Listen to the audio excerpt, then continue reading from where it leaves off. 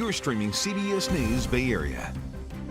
We are live on CBS News Bay Area, bringing you first alert weather coverage. Today is another first alert weather day as we are tracking another powerful atmospheric river. This is a live look outside from our camera on Sutro Tower. You can see it is pretty gray out there, and we've been warned about it. Thanks for joining us. I'm Ann Makovic. We're already seeing some problems on the roadways. This is some new video in from our reporter Sharon Chin. A car slamming into the wall there. This is on 280 North, right before the Highway 35 Pacifica exit. And these pictures are from CAL FIRE SCU. They responded to this crash on Pacheco Pass in Santa Clara County. One person had to be extracted from the car and was taken to the hospital. CAL FIRE responded to a crash in the same part of Pacheco Pass last night. 3 people were hurt in that crash. CAL FIRE officials are asking people to drive carefully in the rain. Let's bring in meteorologist Darren Peck, as he has been tracking the very latest round. It just seems like it's been one after another here, Darren. Yeah, it has been. And we've seen like 70% of this. Okay. So the bulk of the rain that's going to fall has fallen, but we're not done. So there's still a little more to go. The first thing we'll do is we'll kind of get situated. What's going on out there right now? This is live radar. So as we head into the 2 o'clock hour live, we're watching more showers come into the bay. That's the North Bay up there. So it's the last hour of radar that we're playing on here. That way we kind of just get a snapshot of the here and now. So Santa Rosa, incoming, got a little more rain heading your way. Let's take a look at the rest of the bay. You can see the showers that had moved down through the Tri-Valley over the course of about the last hour. Once we kind of get a wide view there, and you can see there's some of the more widespread rain now moving through places like Livermore and Pleasanton. You guys have seen that over about the last hour. But from the city and the peninsula, now we're getting a little bit of a break. Here's a main takeaway on this as we remove what we're looking at on here in terms of the live radar. And instead, let's take a look at one of the headline issuances from the National Weather Service. There's a flood watch that stays in effect till Saturday, which takes into account primarily the rain that has already fallen and the rain that is still to come, an additional, 30% of what we've already gotten. Let me show you what the numbers are actually so far.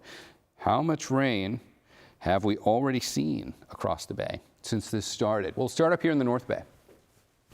Santa Rosa, you've already gotten a little over 2 inches of rain, but the hills in and around Sonoma County and the rest of the North Bay and Napa have gotten more like 3 to 5. That means the watershed of the Russian River has a lot of inflow. This is why the flood watch stays in effect till Saturday morning, because it's going to take some time for all this water to work through the landscape. Let's walk this south. San Francisco's already gotten over 1.5 inches of rain. You can see 280, right? We were talking about how 280 had issues on the roadways. So the flood watch is really cluing you into 2 things. It's a possibility for flooding on the landscape from creeks and streams flowing out of higher elevations. But it is also a concern on the roads. You're going to likely encounter some low-lying intersections that have filled with water. This is enough rain to do it. Redwood City's already gotten about 2.5 inches of rain. Pleasanton's gotten 2 inches of rain so far. Livermore hasn't gotten that much yet, but I think in the last hour your numbers went up. San Jose at 1.25 inches. But the number that easily takes the cake on this one is the one that we see as we go down to the Santa Cruz Mountains. 5 inches of rain in Boulder Creek. Now, this is for the watersheds going through the Santa Cruz Mountains. Got hit harder here than most of the rest of the bay. So the San Lorenzo River is now a more of a focus from this particular system than it has been at any point in winter so far. We've been so focused on what's the flood concerns and the risks for the North Bay, rightfully so. The Santa Cruz Mountains now needs to start paying attention, and specifically any of those communities in and around the San Lorenzo River, because that's a lot of rain to flow through the landscape. Keep in mind the flood watch is going to go until we get to Saturday in the late morning. All right, so let's come back to what happens next with the rain. I'll remove the numbers. And let's just kind of get our locators back on here. And if we go from looking at live radar one more time, just to kind of show you what's happening now with that. And you can see the showers that are moving across the bay. What we're going to do is switch it and instead take it from here, go all the way ahead to tomorrow morning on the Futurecast. So let's get that wide view and we'll watch what happens. We kind of see the steadier rain from this afternoon clears out. And then what happens from early this evening, we kind of enter this phase. You can keep the timestamp down there. And you can see keep your eye on the timestamp down there. And you can see how this progresses through the remainder of Thursday into Friday. On again, off again showers. Hit and miss. plenty of breaks. You're going to get a lot of opportunities from now through tomorrow early afternoon when you're not getting rained on. But every once in a while, there's going to be an isolated shower that'll come through. We're not really done with this completely until we get into the early afternoon tomorrow before this clears out. So that's your takeaway on the rain. We'll add a little more to those totals that we saw. We've already gotten the bulk of it, but those numbers that we looked at for rainfall, that's still going to go up a little bit over the course of the remaining 18 hours. All right, let's take a look at the other issue on here now. National Weather Service has issued a high wind watch along the coast. The areas in gold on here. And the areas in tan, which include just about everybody else, that's where you've got a wind advisory. Here's the difference. 50-mile-an-hour gusts here. In fact, we can walk this down the coast kind of like we did a moment ago, where we check out the peninsula and going all the way down to the Santa Cruz Mountains. Look at the entire coastline. Half Moon Bay, 50-mile-an-hour gusts. And that number will also hold steady through the Santa Cruz Mountains. But if we come over to the Tri-Valley, notice the color is different over here and the winds are lighter. You've already seen the strongest wind that this system has to throw at us. But the wind is not going to turn off. Watch what happens when we look at the streamlines on here. So let's kind of get that view out towards the Pacific a little more. And I'm going to show you how the wind is going to behave over the course of from now through tomorrow. We'll start it now. And you're going to see the shades of red out here, which show you the stronger winds. But this is now progressing through time. And as we go into the overnight hours and tomorrow morning, these winds are weakening. So far less in the terms of the color codes on here. Now we're basically into the light greens as we get into tomorrow morning, and the winds will have calmed down. And this will be allowed to expire. You've seen the worst of the wind, but we're not done with the wind, so there's still going to be an aspect of this that is a bit of a component. All right, let's take a look up here for a second if we can. That is also live radar, but instead of looking at the live radar like we were for the bay a moment ago, that's taking this system in as a whole. And I think to understand this system, why it's going to take until tomorrow afternoon for it to finally clear out completely, and why it is just about to become a bigger concern in Southern California, we should look at this system now as a whole. In order to do that, we're going to bring the monitor up behind me here and try and pull out the specific details on how this system is built. Live radar, once again, we can watch the waves of rain, which will clear for us. This is kind of what we looked at on the Futurecast already. In fact, let's come in for a closer look at that. And you can see one more time. Here's the rain that goes through the afternoon and evening. So as we go through like 3 o'clock, you still see some bands of steady rain. But once that clears, we then get into that next phase where it's just kind of like on again, off again showers with more breaks right here. This is the overnight, and then it finally comes to an end tomorrow. But here's the system on the big picture. So this is where we kind of really get to know this system, how it's put together, and what we should expect and why it's going to behave this way. Here's the center of it. You kind of see it. But when we look at it on the water vapor, you can't miss it. Now that is a perfectly wound up area of low pressure. This is the engine for all of this, which is pulling in the atmospheric river down here and getting wrapped into it. So the atmospheric river is what raked across the bay this morning, and now it's down into Southern California. Let's look at that in a slightly different way. That system's got to move on shore before we get a break. And you can see where the focus of it is now. This was the rain that was coming through the bay this morning when we were getting the bulk of the rain. The 70% of the rain we've already gotten, that's when this part of the storm was coming through the bay. It's since marched its way down like this, and now it's down into Southern California, and they're going to have to go through the next few hours still before they're out of this. That's where this storm probably makes its biggest impact as a whole. Certainly biggest impact in California as a whole.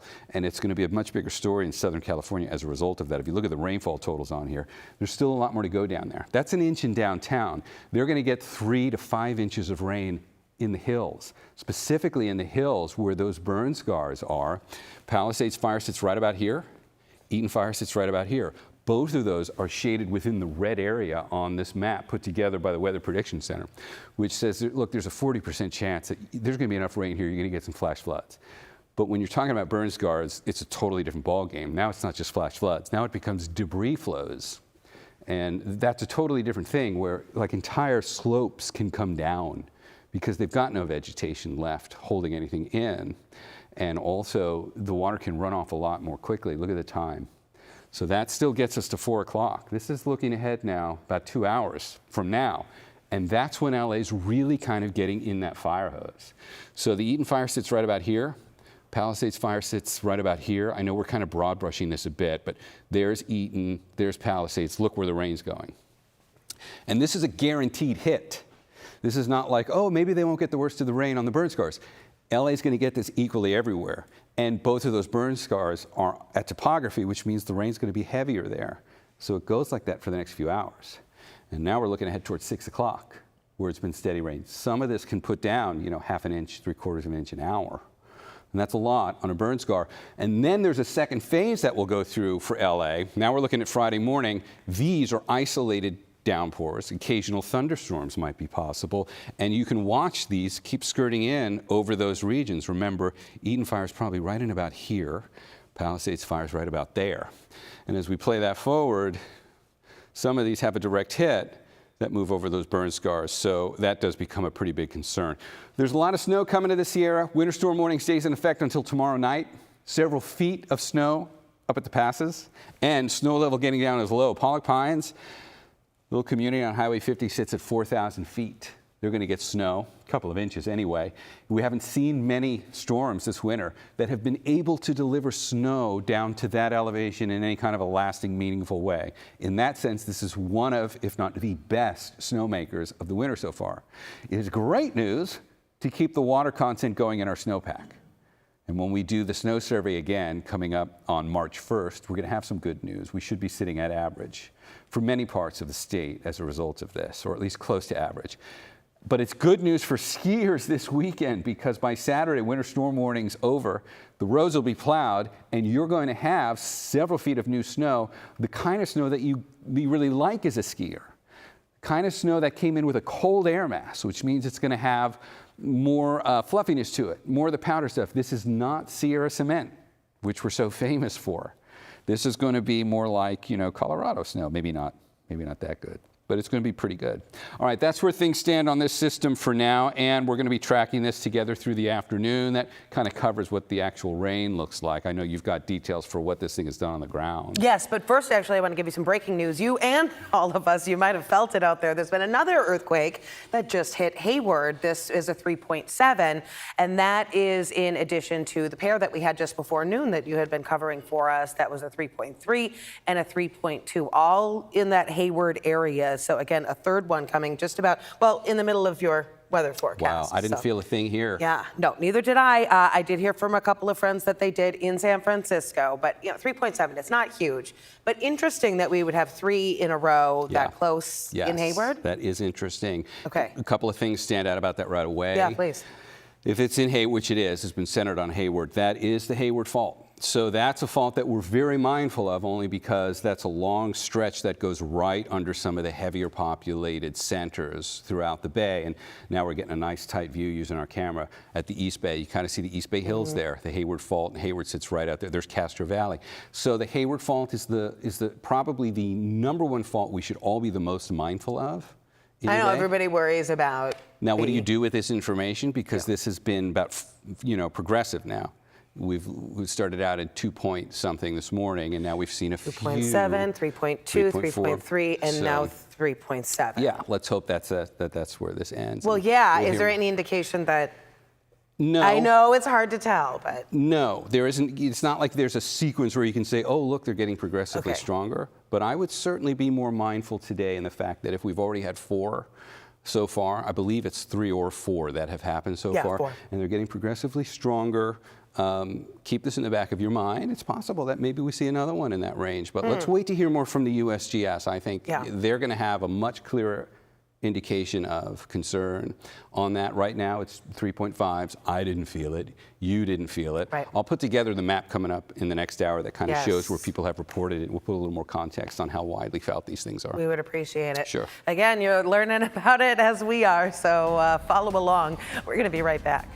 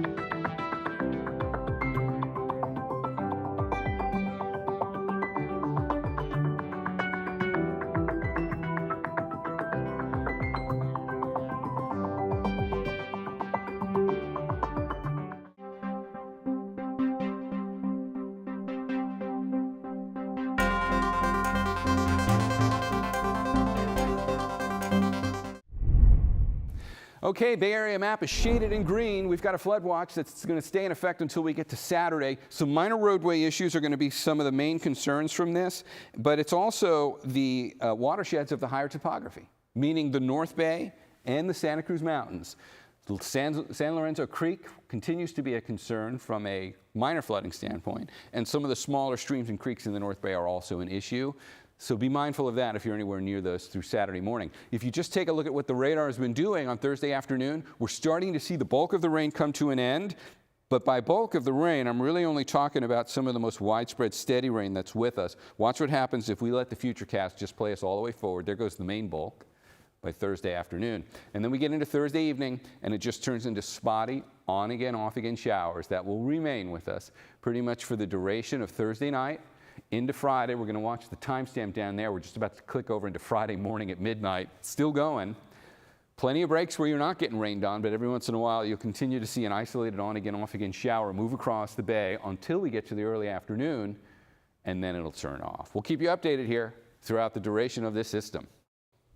We are breaking into your programming to let you know that the East Bay has been shaking today. We just had a fourth earthquake near Hayward. That was a 3.7 happening just a few minutes ago, and that is on top of a pair that we saw just before noon, a 3.2 and a 3.3. Obviously, none of these are huge, but they've been getting progressively a little bit bigger throughout the day. So we wanted to get a little perspective here for you from our meteorologist, Darren Pack. Let's take a look at it in two ways. We'll get a wide enough view for a moment so we can see the virtual map. At the same time, I've got the map up from the USGS, which also pinpoints where these have been happening. Hayward fault goes right through the East Bay. And this area has experienced about 3 so far of these today. And as Ann mentioned, they've been a bit progressive. Let's try and get a close-up look at the imagery up here. And what you're looking at on there is a map of the bay, and you can see the faults. So the big bright red one going through the city and the peninsula is the San Andreas fault. The one that you've got going through the East Bay there shows you the epicenter of the Hayward fault. And that epicenter is the same area we've seen several already so far today. And if we take a closer look at the details on here, when we zoom in, got a little bit of a swarm here, a little bit of a congregation of about 4 separate earthquakes that have happened here. The one we're looking at for the most recent one is this 3.7, which is now registered, and you can kind of see all the pertinent information shows up on the upper left-hand corner of the screen right now. 3.7, which happened just a little bit before 2 o'clock this afternoon. Felt in a wide enough area that we are already getting reports from the USGS. If you look at the map on here, that kind of spotlights where this was felt. Areas in light blue show you where it was felt lightly. Areas in green show you where it was felt a little more moderately. None of these have been significant. We don't have any reports of damage from this, and this is not the kind of situation where we would have had enough energy through the shaking here that we would expect to see any damage from quakes of this magnitude. But I think there is a certain degree of awareness to at least raise on this. We've had 3 so far over the course of this morning. That is a change from just days ago when the group postponed the release, accusing Israel. All right, we are going to send you back to your regularly scheduled programming, but we are streaming live on the CBS News app. Just go to live, and then Bay Area. We're also keeping you posted on the atmospheric rivers that we've been seeing. Thanks for that info. We're going to hope we don't see another earthquake around Hayward again, the largest one, 3.7, happening about 25 minutes ago. We'll be back. The cities of Oakland and San Francisco obviously want to put on their best faces with everybody watching. Those cities have struggled with their image on the national stage, especially when it comes to anything related to public safety. Our Lauren Tom sat down with San Francisco Mayor Daniel Lurie and asked him about his expectations and challenges for police officers trying to keep the city safe. Mayor Daniel Lurie has been on the job for just 5 weeks before the city is thrust into the national spotlight for the NBA All-Star Weekend. Great to see you.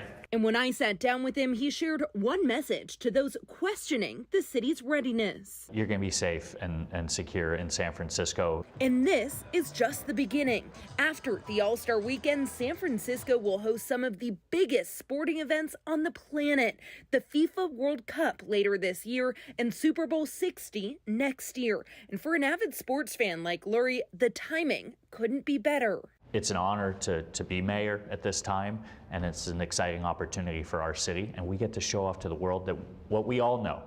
What we know here in San Francisco is that when we're at our best, we are the greatest city in the world. But a bigger stage brings bigger challenges. San Francisco's police department remains critically understaffed. And despite this, Lurie tells me the city will not be calling in additional officers from neighboring counties. Instead, current SFPD officers will be on duty around the clock throughout the weekend. All days off are gone for the weekend, so SFPD will be out in full force. Everyone's on standby. CHP has offered support if we need it, but right now we feel like we have things under control, but we're always ready and willing to